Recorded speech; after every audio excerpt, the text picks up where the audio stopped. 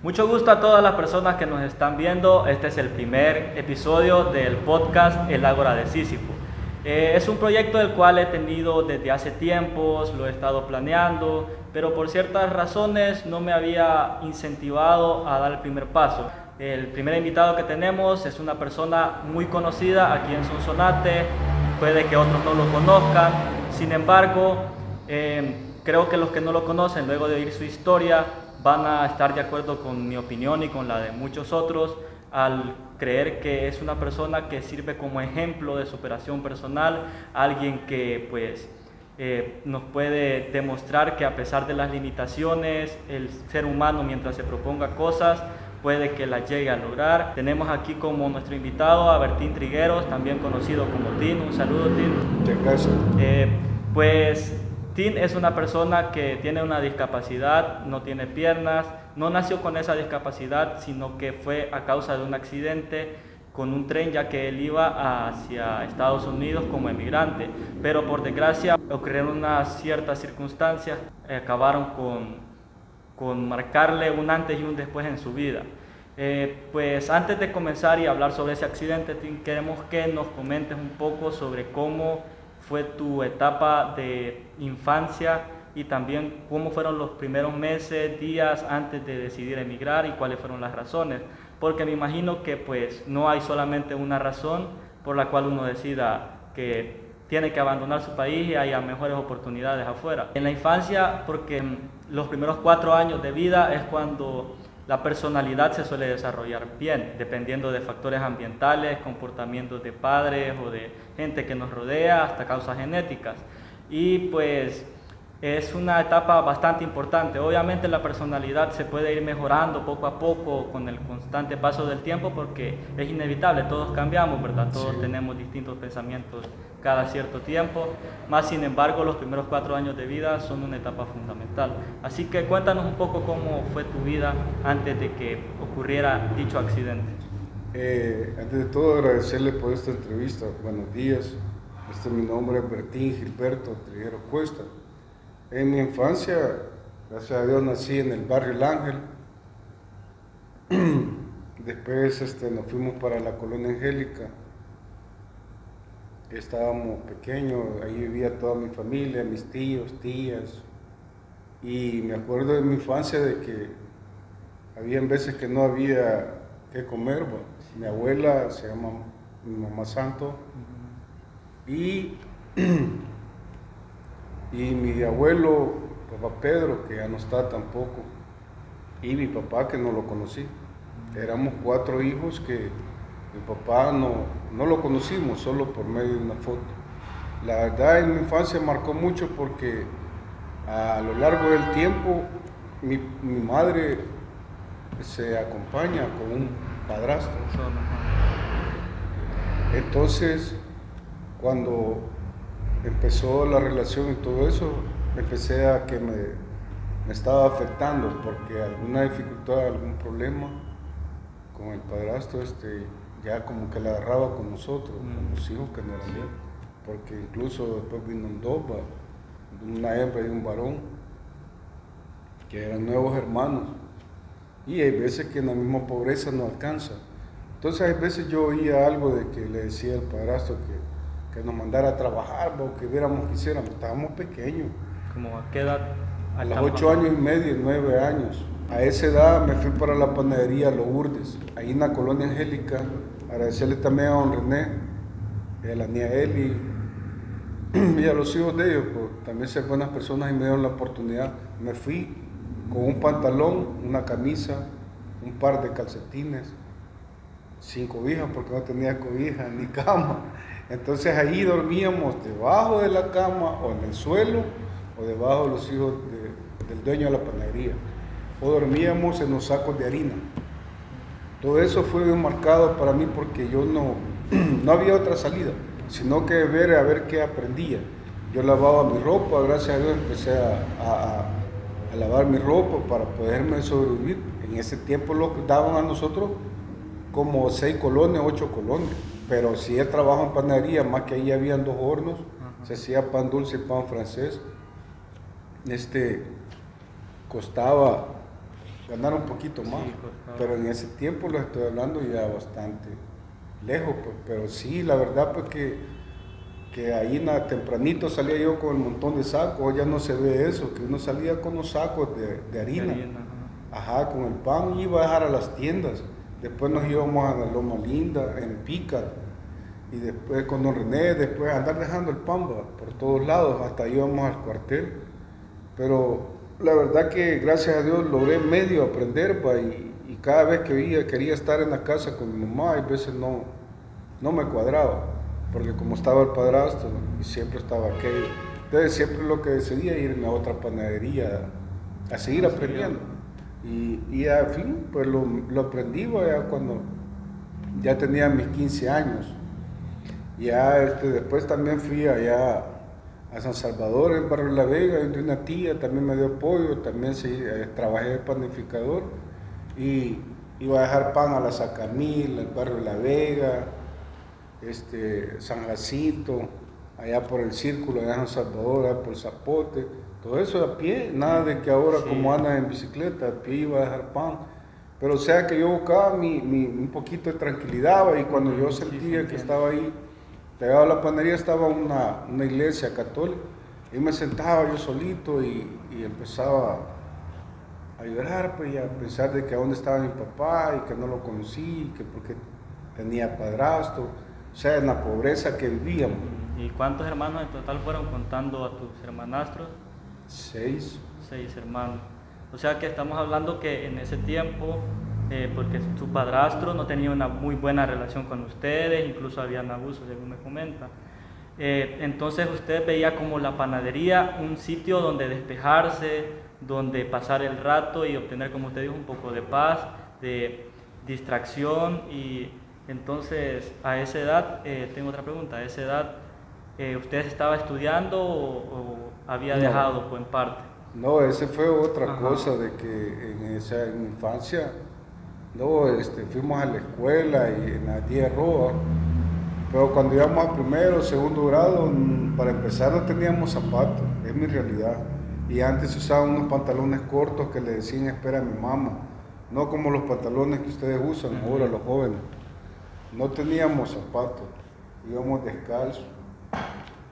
No era como ahora los jóvenes, que si no les dan $1, no les dan 5, ya ellos quieren 10 de dólar. Sí. Y antes 5 centavos para nosotros era una gran alegría ir a la tienda a comprar algo, o con centavos comprábamos algo ahí en la tienda, pues, y además que todo ahí en Angélica, y la casa estaba ahí cerca de un amigo que se llamaba Luis Enrique, un gran amigo, ahí vivía también el hermano de él, Marimberto, y ahí llegaba yo ahí.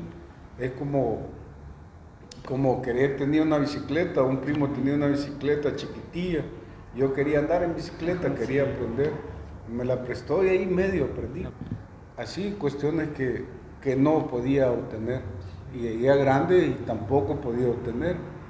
Pero gracias a Dios todo eso me marcó a quererme meter más a la panadería, a aprender. Imagínense que nunca compré una bicicleta, sí llegué a tener, para decirles que trabajé 7 meses en la Tapachoteca, también agradecerle ahí a don Sergio Torres, que ya no está, a los hijos, a Moisés Torres, a los hijos de él, porque ahí me acuerdo yo que empecé a trabajar, ganaba 150 colones al 15, y cuando medio me pude así, quería comprarme los zapatos burros.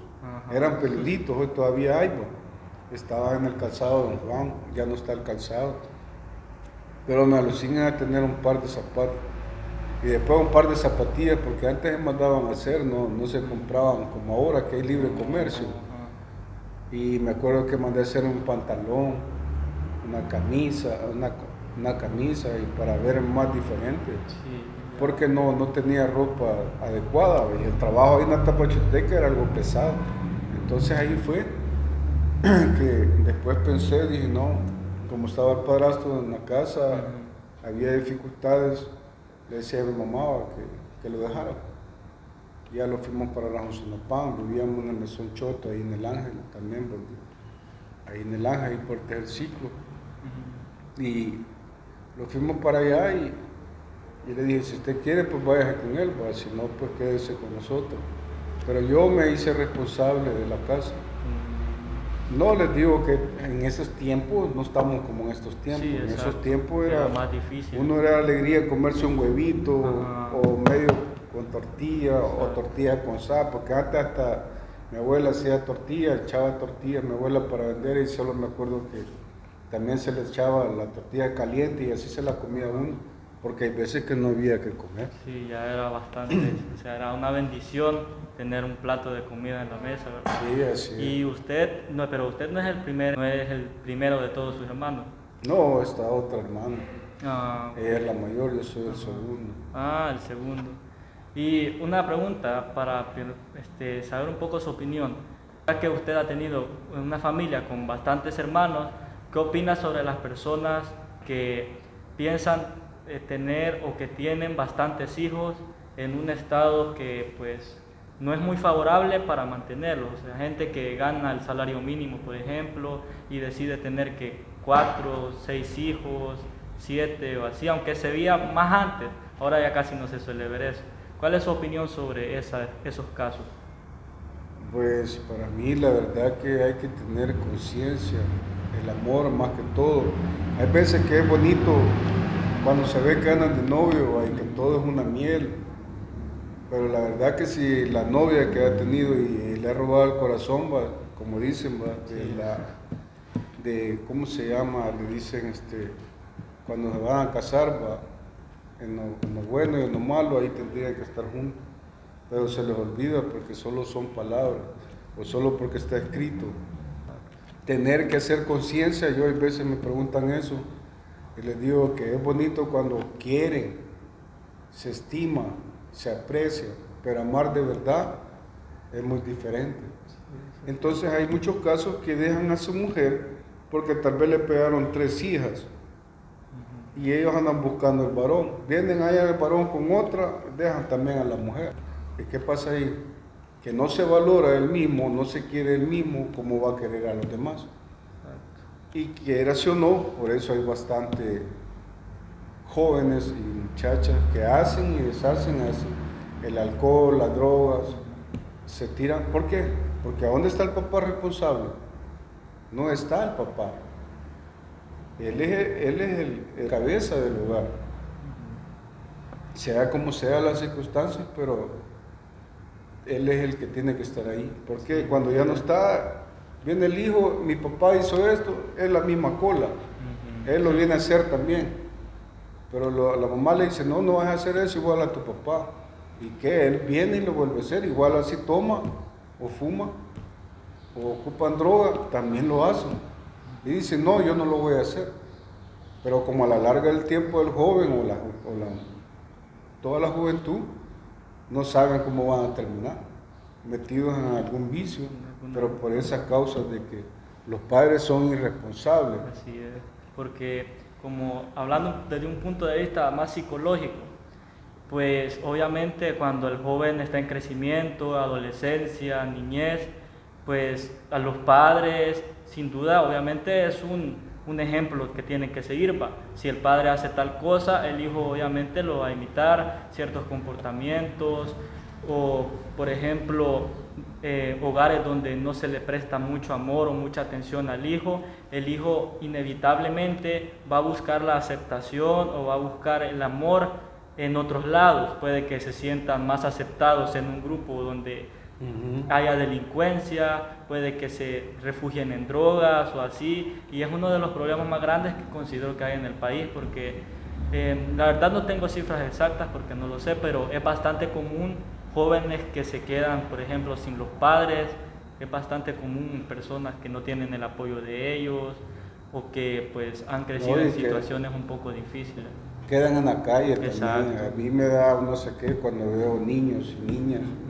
Salen en Facebook allí que sin papá y sin mamá y quedaron así que peligrosos los pueden violar, los maltratan, les pegan, los matan, sea hembra y varón.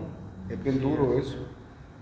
Bueno, ahora vamos a hablar un poco sobre cómo fueron los meses antes de que decidieras emigrar. ¿Cómo estaba la situación en tu vida, en el país? y cuáles fueron las causas que te incitaron a decidir y a pensar que había mejores oportunidades fuera del país. La verdad de las cosas que como todo un hijo, no soy perfecto, pero traté la manera de pensar más en mi mamá, tenía mis hermanos, pero como ya yo me había hecho cargo de pagar el alquiler de la casa, ya no me alcanzaba, a veces llevaba poquito porque trabajaba en Salvador, y antes de irme me dijeron dos amigos que le decían, a uno le decían coye y huevo, que le decían huevo se llama él, y me dijeron, no hombre, ¿por qué no los vamos? Entonces después de un baile fue que de aquí del gym decidí yo tomar esa decisión, porque no me alcanzaba el dinero, porque como les digo, ganaba poco, y cómo me iba a seguir vistiendo o poniéndome otro tipo de calzado, no podía comprar otro tipo de calzado. Pero sí, lo más importante es la comida. Entonces yo le dije a mamá de que me iba a ir, esa fue la circunstancia. Para irme, decía, no, pues aquí no me alcanza el dinero. Trabajé 2 días en la panadería y lo que hice, ahorrar con un centavito, y lo fuimos con 100 colones, con esos dos amigos. Lo fuimos con 100 colones para decirles que en la frontera de México con Guatemala, ahí cambié como 30 colones, me dieron 10,000 pesos. Cuando llegamos, pasamos al río, ahí en Chapa, compré algo ahí, solo me alcanzó por una bolsita de galletas, y otros que querían fumar cigarro, comprar 2 cajetillas y empezar a caminar. Y empezando a caminar sin comer, imagínense que solo compramos una bolsita de galletas que iba a alcanzar. Sí, y de ahí iban otros, iban hondureños, beliceños, guatemaltecos, de varias partes iban, y íbamos caminando, y de repente venía el tren, iba pasando, viene el tren, mío. Cuando lo subimos, la misma gente ahí, ya en México, decía, ahí viene la migra, entonces los bajamos del tren. Y les vamos a hacer una vuelta así, campo, no se miraban muchas casas así fuimos a la vuelta y viene un amigo por ahí, y ahí se juntaron como varios, como unos 25. Viene uno y dice, voy a ir a pedir agua ahí, dice, habían varias gente. Y yo le dije que no, hombre, en ese instante había gente armada. Y les dijo que andaban haciendo, no, que vamos para Estados Unidos. No, pues vengan, ya los agarraron aquí. Pues, en un Pickup Chevrolet lo subieron y los iban pidiendo a ver cuánto dinero llevaban. Y nosotros les decíamos que ni cinco, porque no llevábamos nada. Ya entrando al territorio mexicano, nada llevábamos, ni 5, a pura voluntad de Dios. Yo les decía que no teníamos nada. Ya llegando a la línea de tren nos bajaron, ahí tienen el paso libre. Que al paso libre teníamos que caminar y faltaba un montón de distancia. Y empezamos a caminar por toda la línea del tren. En la línea del tren le pedíamos a la gente por ahí que se alcanzaba a ver agua o algún mango, alguna fruta, así a la voluntad de Dios. Y algunos pues se le hincharon, a un amigo se le hincharon los pies, le salieron llagas. Cuando llegamos al otro pueblito, que sin conocer, porque era la primera vez que yo viajaba, ahí agarraron a algunos. Al otro fuimos a buscar refugio por ahí para ir a dormir en el suelo. Y dijo una señora, ahí viven unos salvadoreños, ahí les pueden dar donde vivir, o una señora. Y los dieron donde dormir, pero en el suelo. Gracias, pues sí, para esconderlos, porque los podían agarrar la autoridad. Y después al siguiente día fue que íbamos a agarrar otra vez el tren, fuimos otra vez buscando la línea del tren para ver si podíamos seguir avanzando, porque estaba largo el camino, porque andar en tren es más riesgoso. Exacto. Pero y ahí lo logramos subir a un vagón, ahí lo fuimos quitados. Como sea, se sube uno de arriba, pero sí es peligroso. ¿Cómo era cuando se subían? ¿Lo hacían con el tren cuando estaba detenido o en marcha? Cuando ya se oye que viene el tren, viene en marcha, entonces se ve que viene despacio, entonces uno sale y se agarra a la escalera. Pero quieras o no, siempre se mueve el pues vagón. Sí, siempre, obviamente, porque anda en movimiento y tiene que tener fuerza uno. Sí. Okay. Ahora quiero que nos cuente cómo fue el día y momentos antes de que ocurriera el accidente. ¿Qué es lo que sucedió y cómo, o sea, qué es lo que pasó y qué pasó después del accidente? Horas después, momentos después. Bueno, llegamos en Lechería con otro amigo y lo quedamos en una estación porque afuera estaba haciendo un frío tremendo. Ahí en Lechería así se llamaba la estación. Y uno pues sí, como sin comer, va débil y todo eso. Y yo era delgado, pues lo más que me pesaba yo eran 115. Y la verdad pues que ahí nos regalaron una chamarra, empezamos a pedir comida y nos regalaban tortillas heladas, pues nada de que calientitas, pues no heladas. Y a uno tenía que ir a buscar a ver dónde las calentaba y comerse.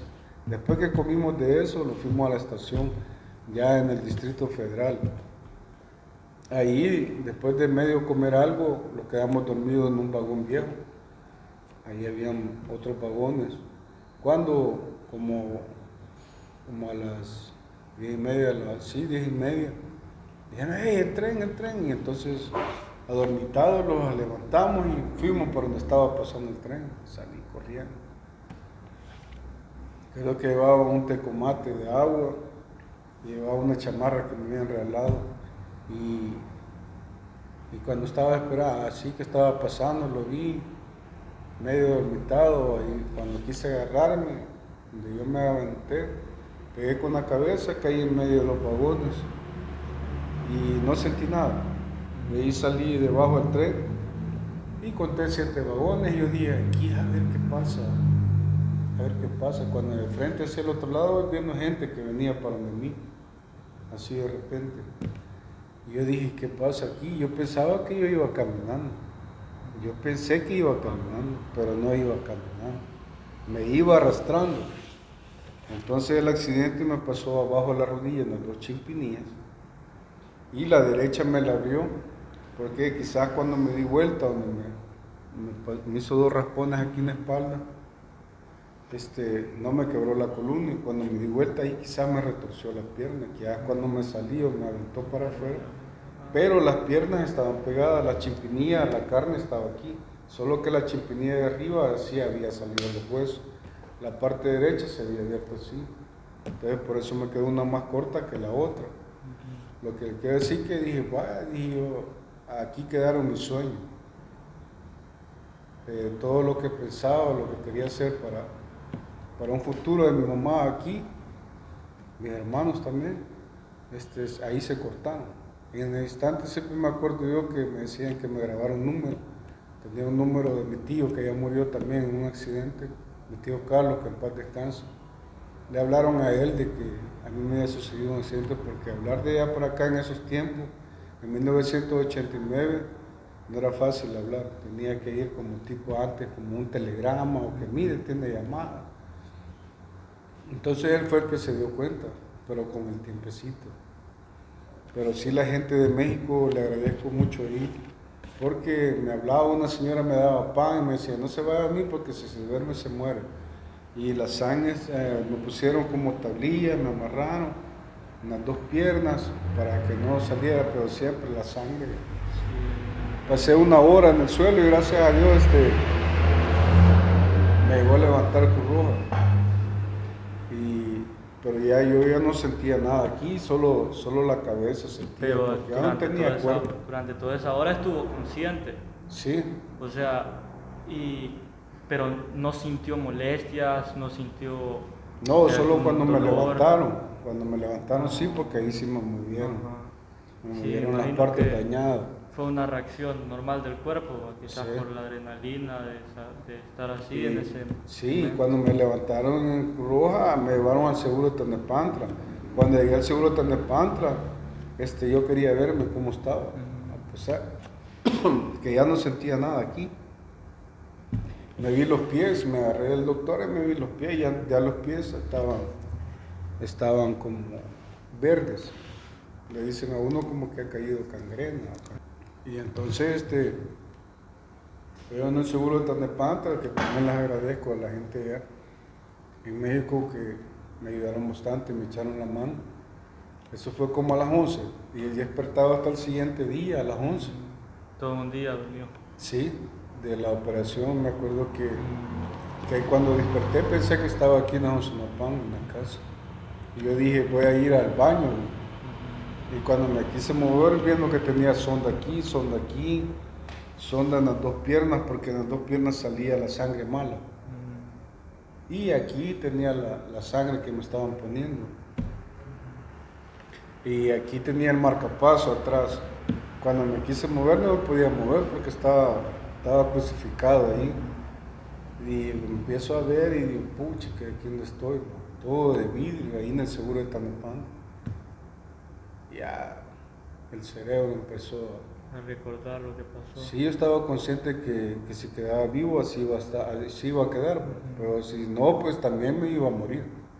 Entonces, no, fue la voluntad de Dios que estoy vivo. Y por eso también ahí en el seguro de Tanopán, pasé 2 meses, 15 días. Los doctores me decían, mira, te quedaste sin vida, pero tenés una fuerza de voluntad por seguir viviendo, adelante, no pasa nada. Sí, se oye bonito que alguien me diga así, pero, Sí, obviamente. pero lo que yo sentía en mi pierna es otra cosa. Pues sí, porque uno obviamente pues intenta animar a personas, pero uno no sabe cómo se siente la persona y hasta que uno no está en situaciones así es cuando ya uno se da cuenta cómo es en realidad de duro, ¿verdad? Sí, es que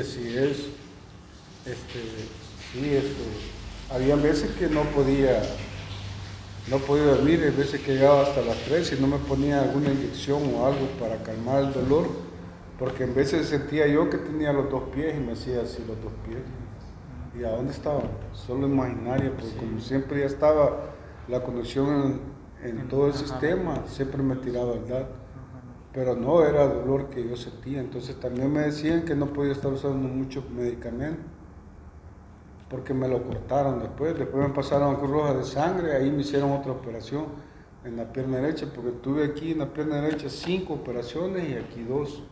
Aquí me sanó, pero aquí no, porque era un poquito más afectado. Ahí me pusieron unos alambres para jalarme la piel, no me hicieron injertos, pero sí costó que me sanara más la parte de aquí. Fue una bendición de Dios de que siempre había un doctor humanitario, igual aquí, que hay algún problema, un terremoto, siempre hay doctores en conexión. Entonces ahí estaba un doctor que se prestó a ayudar, pues, y que no me cobraron nada, gracias a Dios. Solo me dieron el alta y de ahí me sacaron para la Embajada de El Salvador, allá en Lomas de Chapultepec, en el Distrito Federal. Y hubieron gente que también ponían de ejemplo con los hijos de ellos. Miren al muchacho por querer buscar la mejoría para su familia. Él no está casado, está soltero, tenía 21 años yo. Sí, estaba bien joven. Y miren el ejemplo, y ya los ponía a ponerme a mí, que no cometieran esos errores o esos pensamientos, los jóvenes, tanto morón como él. Pero así sucesivamente ya me fui allí para la Embajada de El Salvador, y ahí estaba el coronel Vides Casanova y él y el coronel Vides Lucha, el licenciado Rubio, y un coronel de ellos siempre estuvo pendiente de mí cuando me llevaban a terapia a Cruz Roja, me llevaban a terapia de los muñones porque supuestamente me iban a poner las prótesis, incluso yo tenía veces para comer. Estaba el doctor también, siempre me llevaba cuando se podía, que alguien le mandaba algo de Estados Unidos. Este coronel siempre le decía al motorista, anda a comprarle algo de comer, preguntarle si no ha comido, porque estaba en un sótano, ahí en la embajada. ¿Y durante cuánto tiempo estuvo en México? 6 meses y medio. 6 meses. Imagino que pues esos 6 meses sin duda fueron bastante duros para usted. Fue una etapa de aceptación, me imagino, de pensar en que pues ya nada iba a ser como antes, pero imagino que después de un tiempo inevitablemente tendemos a aceptar nuestra realidad. ¿Cómo fue esa aceptación? ¿Qué tal estuvo ese proceso? No, a un principio me sentía como ya no tenía las piernas, me sentía que ya no era igual. Tenía que reaccionar mi cerebro a hacer las cosas diferentes. Exacto. Para empezar, para ir al baño, me daba miedo. Sentía que me podía caer. Para bañarme tenía que poner otra silla y también tenía miedo de caerme. Y así sucesivamente, habían veces que sentía unos dolores que solo yo sabía cómo me sentía. Pero más no sabía el dolor de mi mamá que estaba aquí sufriendo. Y eso no, a un ser humano hay veces que no entiende eso. Pero la verdad que de esos dolores había veces que quería morirme. Ahí en el sótano, como le digo, había unas gradas. Ahí en el baño había un espejo como que era T, o sea, ya quebrado, pero listo para atravesarme.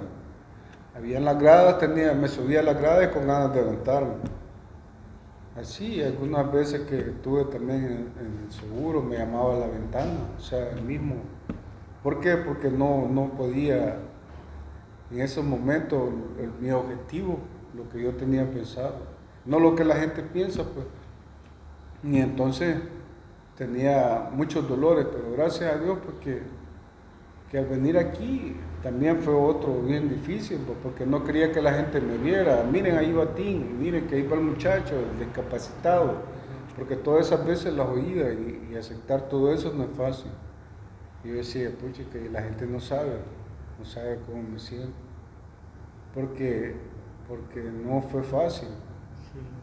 Porque para empezar, cuando vine en silla de ruedas, iba a las panaderías a querer trabajar. Eso fue llegaba a la panadería, no me pagaban el sueldo, me discriminaron. Sentate y ya me ponía a hacer pan y todo eso. Así en silla de ruedas me ponía a hornear. Y siempre me daban poquito dinero, pero antes ganaba el sueldo. Y ya después me dieron, pucha, que duro, entonces tenía que ir a rebuscarme otra panadería. Pero siempre pensando en la casa, nomás. Pues creo que esa es una cuestión bastante importante de hablar, de cómo la gente suele ver a las personas con discapacidad, porque lo suelen ver de una forma bastante distinta, aunque en parte es cierto, ¿va? Porque las personas tienen ciertas dificultades. Sin embargo, o sea, no dejan de ser seres humanos que pueden superarse, que pueden cumplir sus ciertos objetivos que tengan, que pueden continuar adelante. Y creo que respecto a de discapacidades, personas con, por ejemplo, problemas de salud mental, que la gente lo suele ver como gente rara, cuando en realidad no dejan de ser seres humanos que tienen, pues, desgraciadamente algún problema, más sin embargo siempre pueden hacer cosas normales, seguir una vida cotidiana normal, adaptándose obviamente dentro de sus necesidades. ¿Qué opina usted respecto a eso? O sea, ¿cómo fue? ¿Cree que hubo alguna reacción distinta? Me imagino que sí, dentro de la gente que conocía y la gente con quien interactuaba. Pues para empezar, fui marginado. Ante la sociedad yo no sentía apoyo de nadie a un principio. Yo cuando llegaba salía a la calle, como salía a la calle en silla de ruedas me daba miedo también. Incluso salía y ya después oía cosas que no me gustaban. Cuando llegaba a la casa me traumaba, me ponía a llorar. Y también teniendo hermanos porque no lo entendían a uno y no podía uno decirles nada. Entonces yo solo salía. Daba yo de que no era fácil adaptarme otra vez. La verdad que siempre hay personas así y siempre siguen habiendo, porque hay gente que yo cuando vengo al trabajo me subo al bus, en la parte de atrás del bus, ahí subo la silla o si no el que está ahí me ayuda, pero le quito los colchones, me subo. Y hay gente que bien amable me ayuda a subir en vez la silla. Y hay veces me dan el asiento y le digo, no, le digo, aquí estoy bien porque a veces ando en esto muy caliente. Pero sí a las personas, yo tenía un amigo que ahora es licenciado, que también ven como discapacidad a una persona que es de estatura así. Yo tenía un amigo que en veces y miraba que la gente le quedaba viendo y se ponían a reír, como una burla. No sabía que él tiene más cerebro que ellos, es que no hay necesidad de ser grande, se puede ser un gigante, pero con el cerebro todo chueco. ¿Por qué? Porque no le da la listeza para sobrevivir en esta vida, que Dios nos permite la vida. Y así he visto yo personas, tengo un amigo que tiene la mano así, que así nació, en la pierna también, y ya le dicen patojo, le dicen válido, o mejor te hubieras muerto cuando naciste. Igual a mí, cuando yo empecé a ir a estudiar así, me hacía ruedas también porque ya vi que la panadería no era disfrutable. También un señor me dio el estudio de séptimo grado, como le digo, no tenía yo dinero, no me alcanzaba, aunque ir para trabajar. Y me daban, el licenciado Benítez me dio el estudio de séptimo al bachillerato, y así sucesivamente, pero miraba de que los jóvenes me decían, hey, válido, hey, cuto, ahí necesito. Sí, y hay veces me molestaba y quería yo desahogarme. Sí, y no era fácil porque alguien que le diga discapacitado. Y la discapacidad no es que esté aquí, está en el cerebro. Y así fue que veo yo, pues hay veces cosas injustas, que hay personas que, hay una ley también que supuestamente dicen que protegen a los discapacitados, pero es una falsedad. Siempre que llegan al gobierno y todo eso dicen, no, hay que darle protección al sordomudo, a los que tienen otra discapacidad, que no se pueden mover, que son parapléjicos. Desde física hasta problemas de desarrollo mental. Sí, no les dan mucho énfasis. Y ellos dicen que los van a adaptar a la sociedad, mentira, como sí. Igual a antes. Yo iba a una reunión y decían que por cada 100 personas de personas que trabajan en una alcaldía o en otra empresa, por cada 100 debe haber una persona con una discapacidad. Pero no lo hacen. Solo dan los libros y las leyes, pero no lo hacen. Lo ven como, pues sí, no hay necesidad como ahora que el libro. No, ellos quieren ya todo, sí, una paginita y ya todo para decir, cero, supuestamente. Sí, lo vamos a hacer, prometen y nunca lo hacen. No terminan por cumplir nada. No, para nada. Sí, sin duda, creo que en eso también estoy de acuerdo, que pues falta bastante apoyo a esos tipos, o sea, a ciertas personas que tienen ciertas dificultades. Siempre se necesita más apoyo, se necesita más incentivos, ya que pues hay gente que, por ejemplo, no pueden trabajar en distintas cosas porque se les dificulta o se les hace imposible. Y respecto a lo que hablaba de la discriminación, siento que como que las personas suelen ver bastante como chiste las situaciones, y creo que no debe ser así porque uno no sabe lo que la persona está pasando y puede que lo hagan solamente como para ser aceptado socialmente. Por ejemplo, el bullying, bastante gente que hace bullying es para demostrar que, o sea, para intentar sobresalir de los demás, entre los demás, como para llamar la atención o para acabar mostrando que son diferentes al resto. Y lo que siento es que no debe ser así, ya que, o sea, a las personas les afecta y puede que la persona que, digamos, insulte o discrimine, quizás no lo hace con intención de arruinarle el día a la persona, pero obviamente siempre termina afectando los comentarios negativos.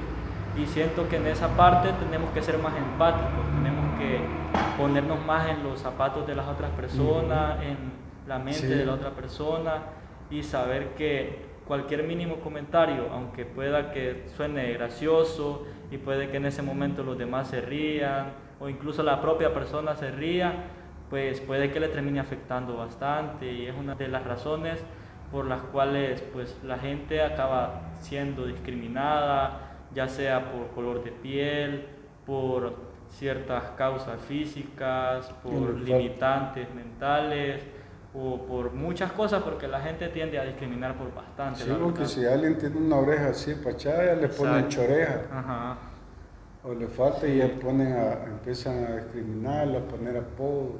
Pero creo que, o sea, viene como desde factores quizás educativos, porque no se le enseña al joven que pues la persona es otro ser humano, obviamente va a sentir, obviamente las cosas le afectan. Puede que esté teniendo un mal día y una pequeña frase le acabe por arruinar por completo el día al final. Y pues creo que es una de las razones que tiene que tomar en cuenta, porque por eso quizás hay bastantes jóvenes que tienen Se problemas tiran a la desgracia.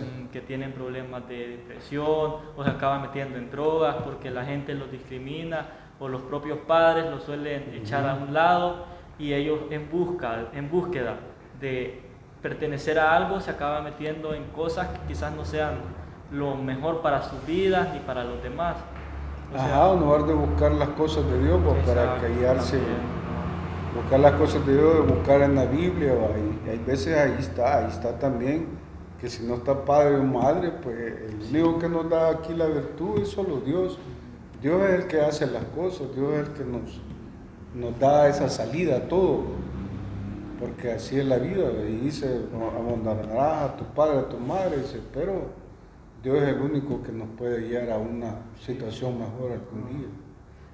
Bueno, vamos a hablar sobre cómo fue que ingresó a la biblioteca, cómo fueron, o sea, quién le apoyó para entrar, porque si no me equivoco estaba estudiando todavía en bachillerato cuando entró aquí. No, salí de bachillerato. Ah, ya había salido. ¿Cómo fue esa, o sea, quién Es fue que el cuando que le echó la mano? iba a estudiar primer año en la universidad en Abuso, ahí unos amigos de la Onzonopan dijeron que ayudemos a ti para que me pusieran las prótesis en Funte. Pero en esos días yo pregunté en Funte y valía 20,000 colones, y yo de dónde iba a agarrar eso. Entonces estos amigos empezaron ahí a pedir con Cumba y todo, ayudemos a Timba. Perdón.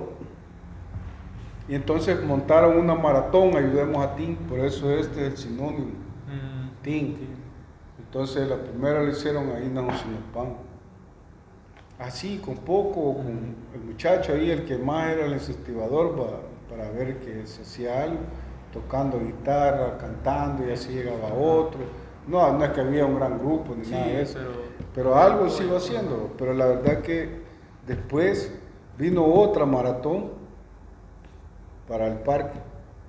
Le pedimos al kiosco, ese tiempo estaba el alcalde don Abraham López de León y no quisieron prestar. En el diario de hoy, donde yo salí, ahí decía, no quisieron prestarle el kiosco para hacer una maratón. El muchacho conocía de eso de ruedas y que era para las prótesis, entonces lo hicieron pegado a la alcaldía, entonces no estaba ese parqueo, había un parquecito ahí se hizo. Pero también habían personas que para hacer eso no es fácil, para hacer algo que llegaran artistas y mentiras. Sí, obviamente. Entonces llegaban unos cantantes, entonces uno de ellos me dijo, mira que hay que contratar los aparatos y la tarima, allá en Izal, ahí por donde estaba la última parada de los buses. Tenía que pagar 1,300 colones y yo no tenía nada. Entonces depende de lo que la gente me iba a dar, de ahí iba a pagar. Incluso cada que alguien iba a cantar o era un payaso, agarraba su cumo y andaba pidiendo. Y si no agarraba nada, ya llegaba a decir, me dice otro, hey, mira, hay que pagar los viáticos, 20 colones a uno, 20 a otro, 40 al otro. O sea que no era maratón para mí, sino que fue para las que llegaron ahí a... Pues sí, porque la idea era apoyarlo para conseguir las prótesis, pero la gente siempre, bueno, imagino que no todos, pero pues entonces ciertos ahí, artistas lo que ahí buscaban fue era lucrarse a ellos mismos también. Sí, entonces ahí fue la idea del alcalde, el exalcalde Manuel López de León, que yo no recaudé nada, y lo dije en 4 Visión, que no se había recaudado nada, sino que tenía que pagar los aparatos. Y entonces el alcalde en ese tiempo, a los 2 días me mandó a buscar con unos muchachos, y diciéndome que había una oportunidad de trabajo, que ahí sí me podía ayudar él, no en otra cosa. Entonces, gracias a Dios, por eso entré a la biblioteca, un 1 de agosto de 1996. Y hasta esta fecha fue que estoy aquí. ¿Cuántos años ya? 1 de agosto cumplo, primero Dios, 25 años de estar laborando en la biblioteca. Respecto a, porque le había preguntado sobre la aceptación que había tenido respecto a su antes y después en su vida. ¿Cómo fue que fue aceptando su realidad y cómo decidió ya pues seguir adelante? Imagino que fue un proceso bastante largo, por lo que nos ha contado, pues duró bastante tiempo. Sin embargo, ¿qué cree que le pudo haber incentivado bastante? O sea, porque uno siempre acaba recibiendo un poco dónde apoyarse y de qué tener en mente como para poder salir adelante y tener como un incentivo eso. En primer lugar empecé a valorarme y empecé a quererme yo mismo, eso me lo decían a mí, porque eso era bastante difícil. Entonces conocí un movimiento que se llama GSA, es la línea del doctor Ayala, para gente que toma o no toma, o que sea drogadicto o no es drogadicto. Porque ahí también hay gente que los padres tal vez fueron alcohólicos, drogadictos, pero el hijo no. Y se dio cuenta que ahí dejó él, el papá, porque también hay mujeres. Entonces ya él se metió ahí y le gustó, se llama la línea del doctor Ayala, psicoterapia.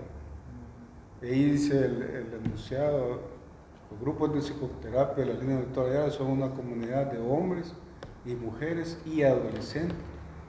¿Aquí en Sonsonate? No, en Salvador, pero sí había aquí bastante grupo.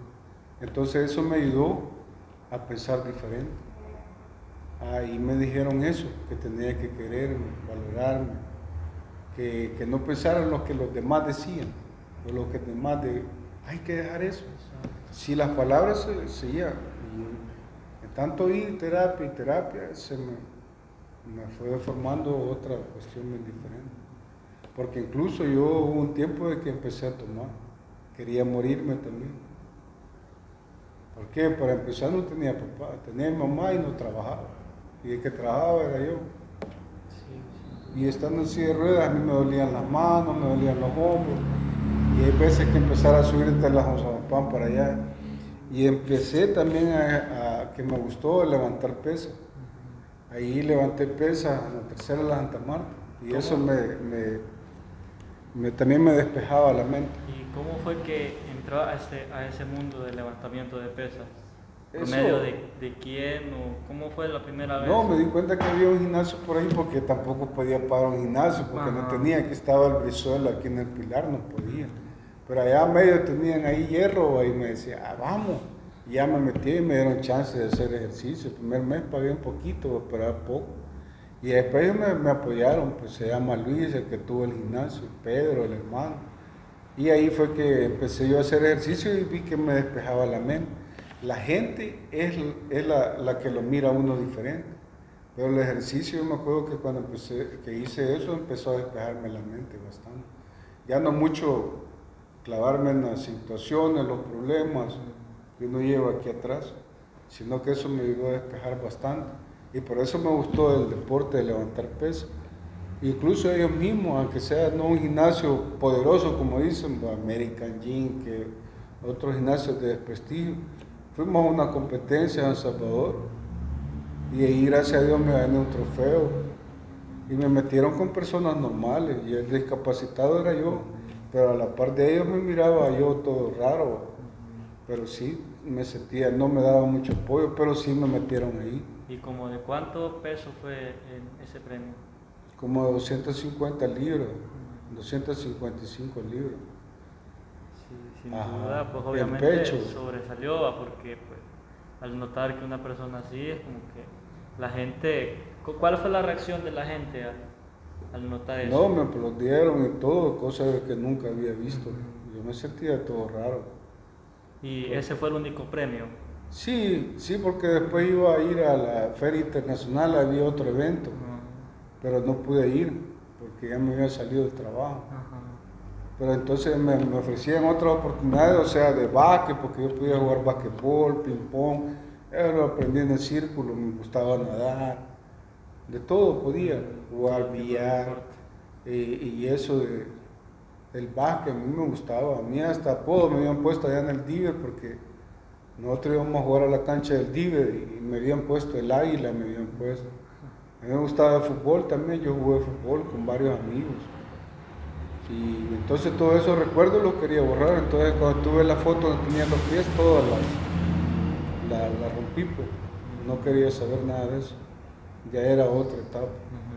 Entonces eso, lo de las pesas me sirvió bastante para despejar la mente. Sí, sin duda, pues hacer ejercicio, todo tipo de deportes ayuda, porque ayuda, ciclismo. Es como que una liberación de energía, hasta que uno se empieza a sentir un poquito más seguro de sí mismo, se empieza a sentir como más sano. Sin duda sí hay una influencia al hacer ejercicio, a que uno esté un poco más activo, se sienta mejor uno, y pues sin duda es algo bueno, porque en estos días donde hay bastante casos de obesidad o de problemas del corazón, porque Más que una eso, de la una- pandemia, eso afecta sí, bastante. sin duda.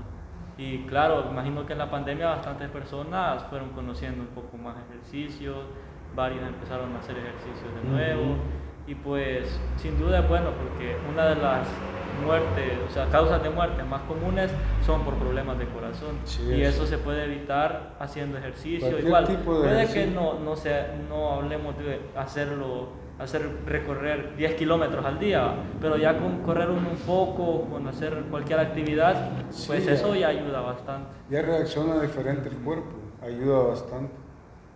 Bueno, vamos a que nos comentes un poco sobre cuáles fueron tus libros favoritos, y ya de último, pues nos vamos a despedir porque ya se nos está acabando el tiempo, y pues sin duda ha sido un honor pasar aquí, platicar un poco. No, muchas gracias a ustedes, porque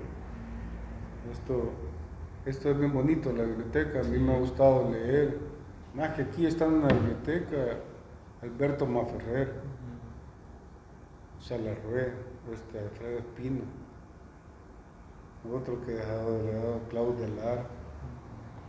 Así sucesivamente, cuando ya me gustó estando aquí leyendo, como que uno le va tomando más amor al trabajo, Sin duda. incluso para reparar cuando a alguien se le prestaba para ir a sacar copia allá afuera, se le prestaba el libro, y como mi trabajo es reparación, restauración del libro, yo lo reparo, le quito la pasta arruinada y veo cómo lo arreglo. Y entonces eso también ayuda bastante, poder gustar leer, Sí, porque obvio. cuando uno lee está clavado en la lectura y no quiere Es como soltar. entrar en otro mundo. Sí, en cambio hoy si usted lee un libro en un teléfono, una computadora, lo primero que está arruinando es la vista por el reflejo, que incluso no es igual al libro. Sí, yo siento, la verdad siento más distinto leer en un libro que en un teléfono. Además que en el teléfono hay un poco más de distractores, que le caen mensajes a uno, meterse Sí. a redes sociales, cualquier cosa. En cambio con un libro quizás es como que hay como que más atención todavía. Sí, Aunque sí. igual, pues, sin duda el internet ha sido una influencia bastante positiva respecto a la lectura, porque uno puede buscar un libro aquí, lo descarga y ya lo puede leer sin problema, puede consultar escritores de otros países, traducciones, porque a veces uno puede que no tenga igual el dinero para conseguir los libros en físico, pero se pueden conseguir en digital. Sí, pues por eso está la biblioteca municipal, porque aquí los prestan. Ujú. Se prestan por 3 días. Pero sí, no es lo mismo, porque mucha gente sí me venía a decir, con la computadora. Ujú. Porque ellos quieren saber, sí lo he leído, dice, pero quiero leer el libro. Exacto. Para ver si es cierto y comparan que es igual.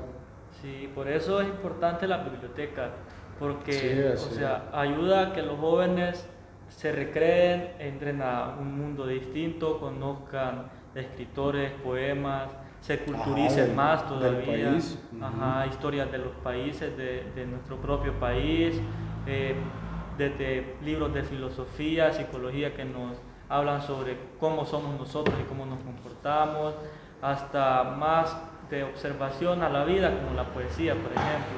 Sí, Y también. pues sí es algo importante. ¿Usted qué le diría a los jóvenes que no les llama mucho la atención leer, quizás por ciertas causas o simplemente porque no les da la gana y no encuentran algún incentivo para leer? ¿Qué es lo que les podría decir? No, bueno, que ellos busquen la biblioteca o la librería, donde ellos quieran, para que vayan despejando un poco la mente, porque leer es algo muy bonito, algo que le ayuda a cada joven, pues, porque eso es algo que es un delegado, pues, y la biblioteca tiene 117 años de existir. 117. Ajá.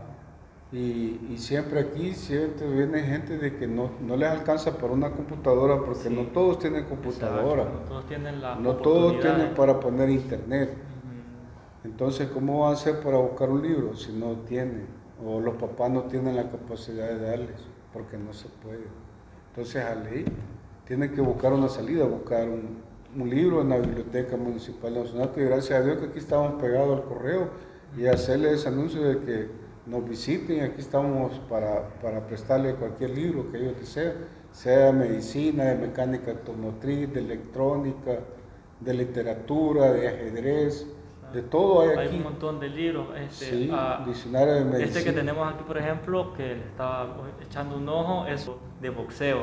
O sea, hay una infinidad de libros de información y pues todo el que sea de aquí de Sonsonate y tenga el interés de leer algo, de alguna tarea, porque a veces piden leer libros también, pueden venir a la biblioteca, pueden venir a prestar los libros, se les da cierto tiempo para tenerlos y traerlos, y pues les animo también a que vengan porque es algo que tenemos que seguir manteniéndolo en pie y que la gente vea que pues se sigue teniendo esa costumbre de leer. Sin duda es algo bonito, le da a uno desde conocimientos, desde una perspectiva distinta, y puede ser por mero entretenimiento también, no puede ser todo, o sea, no tiene que ser todo sobre temas controversiales o temas súper importantes. Cualquier persona que quiera leer, aunque posiblemente por eso bastantes jóvenes como que se desanimen, porque piensan que es algo aburrido, o que pues luego oyen a gente que empiezan a hablar de ciencia o cosas así, quizás se desaniman un poco, pero en realidad Pero pues, casi la mayoría de antes, no, la mayoría iban a la biblioteca, siempre había una biblioteca. pues sí, Iban a investigar cosas que tal sí, vez o no sea, estaba puede en la que computadora. o sea, sirven para investigar, pero también para es como método de entretenimiento, porque hay también. libros bastante interesantes de novelas, de cuentos de terror y una infinidad de libros. Así que todas las personas que se animen a venir aquí, pues que sin duda los van a estar esperando con mucho gusto. Pueden venir a leer aquí, llevarse un libro prestado. Y pues muchas gracias por quedarse al final de este podcast. Espero que les haya gustado y no olviden suscribirse, dejar su like y compartir a las personas, porque eso sin duda me va a ayudar bastante a seguir trayendo invitados, temas interesantes, y espero que de verdad compartan con gente que crean que les pueda interesar. Sin duda ha sido, tu historia es una de las más interesantes. Muchas gracias. Tiene pues un ejemplo a seguir, para mí es un ejemplo a seguir porque pues obviamente la vida no es un cuento ni nada así, ni que como por ejemplo en cualquier historia del típico persona que le va mal y luego pues cuando logra un objetivo ya todo es de rosas. No, obviamente no es así, hay días buenos como días malos, pero la idea es seguir con la mente en alto, seguir con los objetivos que uno tiene, porque no siempre todo va a salir bien, y eso es algo que pues se tiene que aceptar, es la realidad. La vida pues no es sin duda siempre lo mejor, pero es bonita, es bonito. Sí. Gracias a todos los que nos escucharon, espero que tengan un buen día, muchas gracias, nos vemos en el siguiente podcast. Ha sido un honor tenerlo aquí, así que nos despedimos, adiós.